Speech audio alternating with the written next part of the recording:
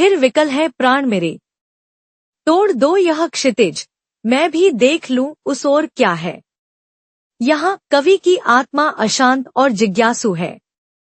वह वर्तमान की सीमाओं, क्षितिज को पार करना चाहता है ताकि अज्ञात जगत अनंत सत्य को देख सके। क्षितिज प्रतीक है मानव की सीमित समझ, जबकि कवि उसमें बंध कर नहीं रहना चाहता। उसके भीतर एक दार्शनिक उत्कंठा है, इस पार से उस पार क्या है। 2 जा रहे जिस पंथ से युग कल्प उसका छोर क्या है। क्यों मुझे प्राचीन बनकर आज मेरे श्वास घेरे। कवि यहाँ समय के प्रवाह और परंपराओं के बंधन पर प्रश्न उठाता है। युगों कल्पों से मानव जिस राह पर चला आ रहा है, उसका अंतिम लक्ष्य क्या है। क्यों आज भी पुरानी परंपराएं प्राचीन बनकर मेरे वर्तमान जीवन को बांध रही हैं। कवि की आत्मा नवीनता और परिवर्तन की चाह रखती है। 3 सिंधु की निहसीमता पर लघु लहर का लास कैसा। दीप लघु सिर पर धरे आलोक का आकाश कैसा। यहाँ कवि ने सूक्ष्म और विराट के विरोधाभास को दिखाया है। सागर की असीमता में एक छोटी सी लहर का उल्लास कैसा व्यर्थ है या कितना सुंदर।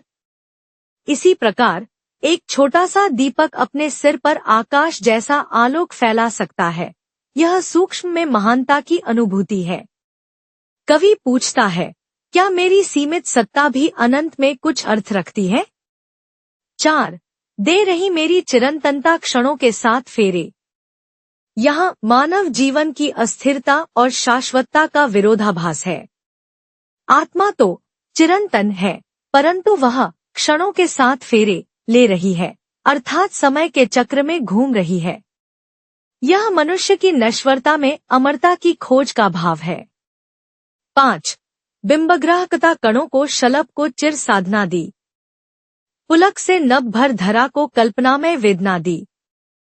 यह पंक्ति अत्यंत दार्शनिक है। कवि कहता है कि सृष्टि के सूक्ष्मतम कणों में भी बिंबग्राहकता, सौंदर्य और चेतना है। शलभ पतंगा में भी तपस्या की चिर भावना है जो प्रकाश की ओर उड़ता है।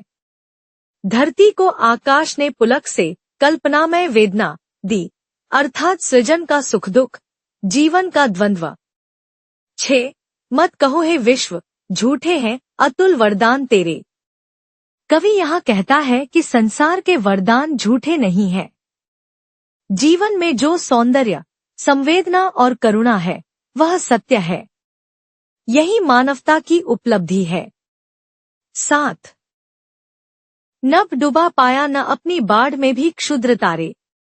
ढूंढने करुणा मृदुल घन चीर कर तूफान हारे।